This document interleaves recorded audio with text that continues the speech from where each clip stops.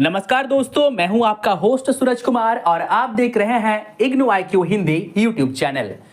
इग्नू ने असाइनमेंट बनाने को लेकर एक गाइडलाइंस जारी की है, जिसका पीडीएफ आपके स्क्रीन के सामने है। इस पीडीएफ का लिंक आपके इस वीडियो के डिस्क्रिप्शन में दे दिया गया है। वहां पे जाके आप इस पीडीएफ को डाउनलोड करके इग्नू द्वारा दिए गए सारे गाइडलाइंस को पढ़ सकते हैं। तो आइए बिना देरी किए हुए हम शुरू करते हैं आज का हमारा ये इग्नू असाइनमेंट को लेकर गाइडलाइन वाला वीडियो। सबसे पहले यहाँ पे इग्नू ने ये कहा है कि अभी जो आप लोग असाइनमेंट सबमिट करने वाले हैं 1 तारीख से, यानी 1 सितंबर से 30 सितंबर तक का डेट दिया गया है इस गाइडलाइन के अकॉर्डिंग। यानी जो जनवरी सेशन में जिन्होंने एडमिशन लिया है और जो एग्जाम देंगे दिसंबर में, उन लोगों को जो है अपना असाइनमेंट अभी सितंबर महीने में सबमिट करना है। इस गाइडलाइन के अकॉर्डिंग इग्नू ने असाइनमेंट सबमिशन की जो लास्ट डेट रखी है वो है 30 सितंबर, यानी 1 सितंबर से असाइनमेंट सबमिट होना स्टार्ट हो जाएगा और लगातार 30 तारीख तक आप असाइनमेंट सबमिट कर सकते हैं। हालांकि आगे की डेट बढ़ेगी या नहीं, इसको लेकर इग्नू फिर से नोटिस जारी जरूर करेगा। अब हम सबसे इंपॉर्टेंट चीज पर बात करेंगे, जो कि है असाइनमेंट को लेकर जो गाइडलाइन जारी किए गए हैं वो गाइडलाइन क्या क्या है, आइए उसको देखते हैं।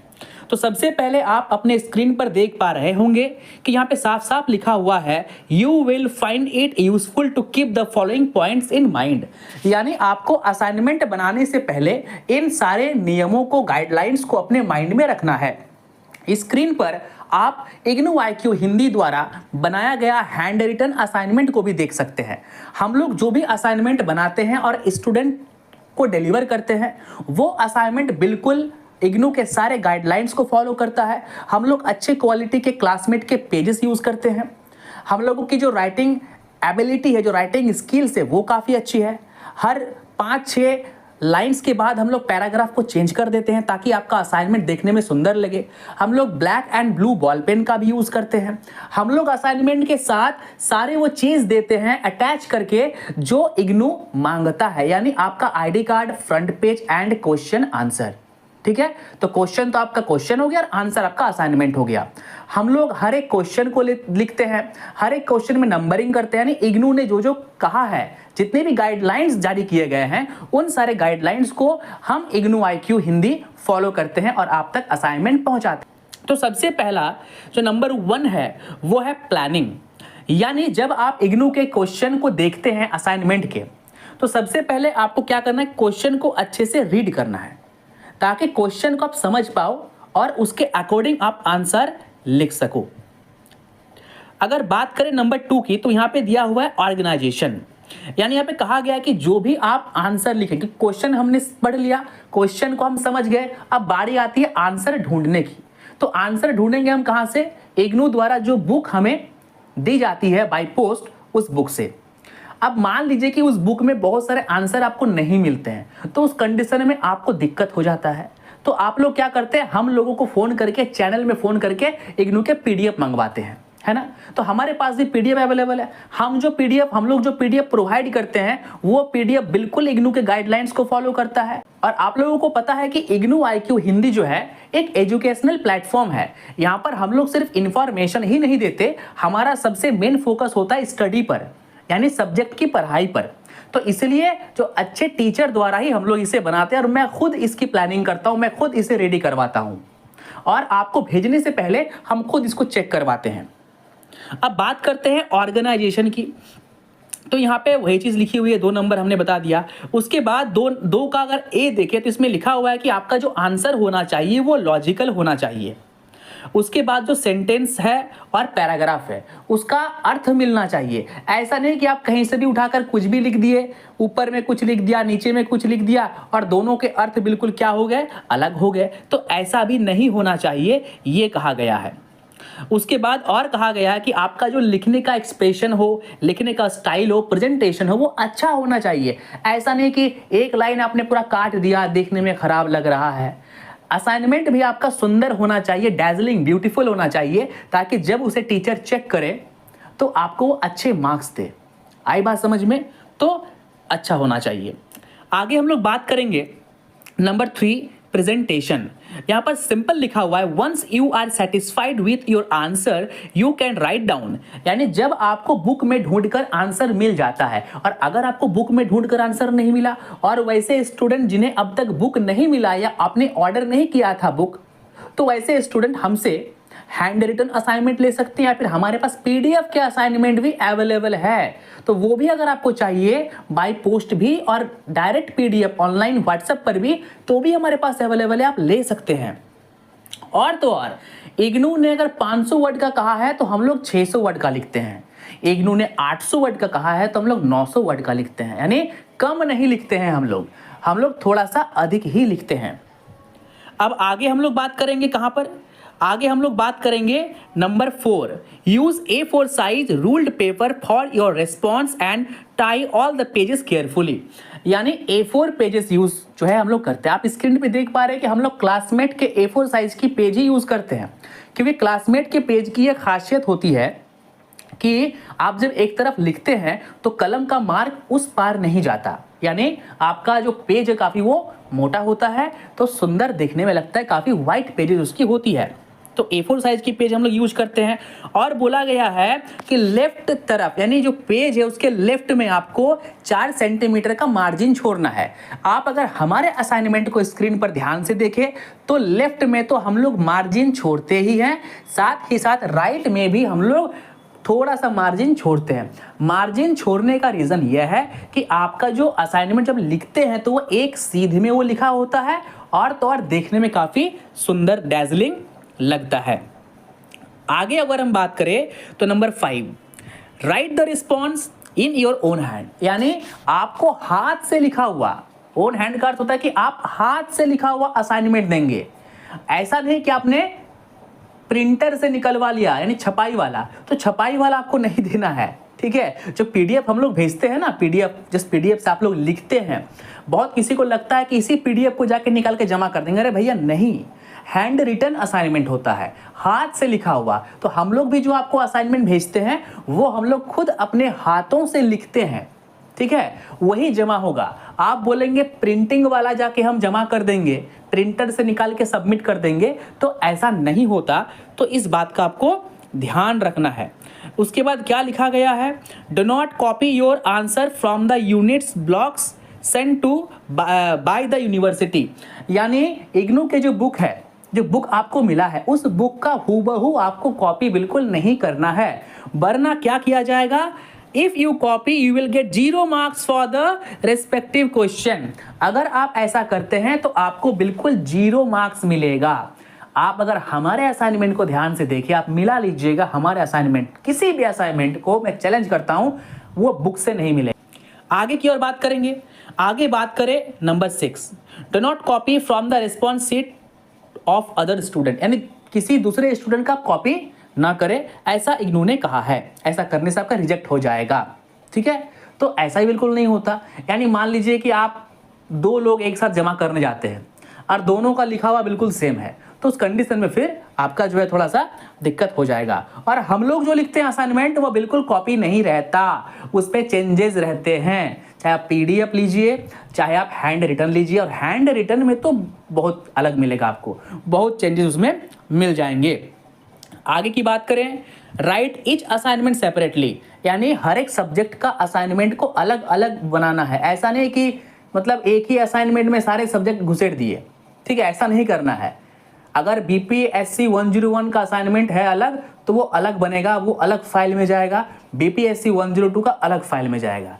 यानी एक ही फाइल में बीपीएससी 1 और 2 को नहीं घुसाना है। ऐसा करने से भी आपका असाइनमेंट रिजेक्ट हो जाएगा, ठीक है। अलग अलग क्वेश्चन के लिए आपको अलग अलग पेजेस के यूज करने हैं, ठीक है, ये भी ध्यान दीजिएगा। आगे हम लोग बात करेंगे right number 8, right the question and question number. यानी क्वेश्चन के को लिखना है, कंपलसरी है। बहुत लोग क्या करते हैं, सिर्फ आंसर लिखते हैं, गलत हो जाएगा। क्वेश्चन को भी आपको लिखना है। मैंने बार बार उन बच्चों से कहा है जो मेरे पास जूम पर क्लास करते हैं, उन्हें लगता है कि सर क्वेश्चन क्यों लिखे, अरे क्वेश्चन लिखना पड़ेगा आपको, ठीक है। और क्वेश्चन में नंबर भी आपको देने पड़ेंगे। 1 है तो 1 देना है, क है तो क देना है, अ है तो अ देना है, ए है तो ए देना है, जैसा है। 9 नंबर की बात करें, after submitting the assignment at the study centre get the acknowledgement from the coordinator. यानी जब आप आपका असाइनमेंट को सबमिट करेंगे, ठीक है, तो सबमिट करने के बाद आप इस बात को लेकर एश्योर हो जाइए कि इग्नू में जहां भी स्टडी सेंटर में आप जमा करेंगे वहां से आपको एक रिसिप्ट मिलेगा। वो रिसिप्ट हाथ से लिखा हुआ रसीद हो सकता है या फिर कंप्यूटराइज प्रिंट हो सकता है, कोई कुछ भी हो। ध्यान रखिएगा कि आपने जिस जिस सब्जेक्ट के असाइनमेंट सबमिट किए हैं उस सब्जेक्ट के असाइनमेंट का जो कोड है वो उसमें दिया हुआ है कि नहीं। अब बोलिएगा सर ये जरूरी क्यों है? ये जरूरी इसलिए है कि बाय चांस अगर किसी सब्जेक्ट का आपका असाइनमेंट का मार्क्स नहीं आया तो उस कंडीशन में आप जब इग्नू को ईमेल करेंगे, है ना, आप जब इग्नू को मेल करेंगे तो उस मेल में, उस एप्लीकेशन में आपको क्या करना है, उस रिसिप्ट को, रसीद को अटैच करके देना है। वो प्रमाण है कि आपने असाइनमेंट सबमिट किया है, इग्नू की किसी गलती के कारण, कोई चूक के कारण जो है आपका मार्क्स नहीं आया। तो इस बात का बिल्कुल आपको ध्यान रखना है। और एक लाइन यहाँ पे होना चाहिए था जो कि इग्नू ने नहीं दिया है, वो मेरे तरफ से होना चाहिए। मैं बता रहा हूँ, असाइनमेंट को सबमिट करने से पहले अच्छे से ये जांच लें कि आपने हर एक क्वेश्चन के आंसर को दिया है कि नहीं। और एक लाइन यहाँ पे इग्नू जो है वो भूल गया है लिखने, पता नहीं क्यों। क्वेश्चन जो आप अटैच करेंगे उसमें ना, मैं बताऊंगा बाद में, उस सारे क्वेश्चन को टिक कर दीजिएगा। यानी आपने सारे क्वेश्चन को अटेम्प्ट किया है, आपने बनाया है। आगे बढ़ेंगे, आगे यहाँ पे लिखा हुआ है, in case you have requested to a change of study centre you should submit your tutor marked assignment को सबमिट करना है only to the original study centre until the change of study centre is notified by the university. अगर मान लीजिए कि किसी कारणवश आपका स्टडी सेंटर अलग है, ठीक है, जहाँ पे आपने एडमिशन लिया था और जहाँ आप एग्जाम दे रहे हैं, तो होता क्या है कि बहुत बच्चे एडमिशन तो अपने घर के यूनिवर्सिटी में करवा लेते हैं, कॉलेज में करवा लेते हैं स्टडी सेंटर, लेकिन बाद में वो नौकरी करने बाहर चले जाते हैं या पढ़ाई तैयारी करने बाहर चले जाते हैं। तो फिर वो चाहते हैं कि फिर मैं एग्जाम देने घर ना आऊँ और मैं अपना स्टडी सेंटर वहीं पर शिफ्ट कर लूँ जहाँ पर मैं अभी रह रहा हूँ। मान लीजिए कोई व्यक्ति रांची में, कोई स्टूडेंट रांची का है और वो रांची में एडमिशन लिया है, स्टडी सेंटर उसका रांची है और वो पटना चले गया है तैयारी करने के लिए या नौकरी करने के लिए, तो वो फिर पटना से रांची एग्जाम देने के लिए नहीं आना चाहता। वो चाहता है कि पटना के ही किसी लोकल स्टडी सेंटर में उसको चेंज करवा ले, तो आप करवा सकते हैं, ठीक है। तो आपको ये कब मालूम चलेगा? आप जब स्टडी सेंटर चेंज करेंगे, ठीक है, तो उससे पहले आपको यूनिवर्सिटी जो है आपको मेल भेजेगा कि जो है आपका स्टडी सेंटर चेंज हो चुका है। और जब आपका स्टडी सेंटर चेंज हो जाएगा, तो जब चेंज होगा, यानी रांची में था तब रांची में आपने असाइनमेंट सबमिट किया था, वो ठीक है, लेकिन अभी आपका स्टडी सेंटर रांची से बदलकर पटना हो गया है, तो आपको पटना में आपका असाइनमेंट सबमिट करना पड़ेगा। आप रांची में करोगे भाई साहब तो गलती हो जाएगा, आपका असाइनमेंट मार्क्स ही नहीं चढ़ेगा उस पर, ठीक है। इस बात का आपको ध्यान देना है। 11 नंबर की बात करें, after title page please insert a copy of assignment question paper. मैं बता रहा हूं, हम लोग जो हैंड रिटन असाइनमेंट आपको देते हैं, उस हैंड रिटन असाइनमेंट में सबसे ऊपर में टाइटल पेज होता है जिसमें क्या सब्जेक्ट है, क्या है, उसका ब्यौरा रहता है। उसके बाद एक फ्रंट पेज होता है जिसमें आप अपने डिटेल्स फिल करते हैं, वो भी हम लोग फिल करके देते हैं। उसके बाद होता है आपका आईडी कार्ड, वो भी हम लोग असाइनमेंट के साथ देते हैं आपको, यानी आपको एक कंप्लीट असाइनमेंट मिलता है। आईडी कार्ड के बाद आपको मिल जाता है क्वेश्चन पेपर, यानी तीनों चीज हम लोग प्रिंट करवा के आपको भेजते हैं। यानी आप अगर हमसे हैंड रिटन असाइनमेंट लेंगे तो फिर आपको अलग से कुछ भी करने का जरूरत बिल्कुल भी नहीं पड़ेगा। आई बात समझ में? तो ये हो गया कंप्लीट जानकारी असाइनमेंट के गाइडलाइंस को लेकर, ठीक है। और नीचे जो 1 2 3 4 ये सब दिया हुआ है, इस सब में बात किया गया कि जब आप फ्रंट पेज को फिल करें तो अपना एनरोलमेंट नंबर को लिखने में गलती ना करें, नाम लिखने में, एड्रेस लिखने में, सेशन लिखने में, किस सेशन का असाइनमेंट है इसको लिखने की गलती बिल्कुल ना करें। तो उम्मीद करते हैं कि काफ़ी इस यूज़फुल वीडियो में एक एक पंक्ति जो है, नंबर जो गाइडलाइन है, मैं अच्छे से आपको बता पाया हूं। अगर इस वीडियो से आप सेटिस्फाइड हैं, देखिए मेरे पढ़ाने का और बोलने का, काम करने का तरीका ऐसा ही है, मैं कभी शॉर्टकट में नहीं जाता, ठीक है। मैंने अच्छे से डिस्क्राइब करके आपको बताया ताकि आप इस चीज़ को अच्छे से समझ जाए, कोई डाउट आपके मन में ना रहे।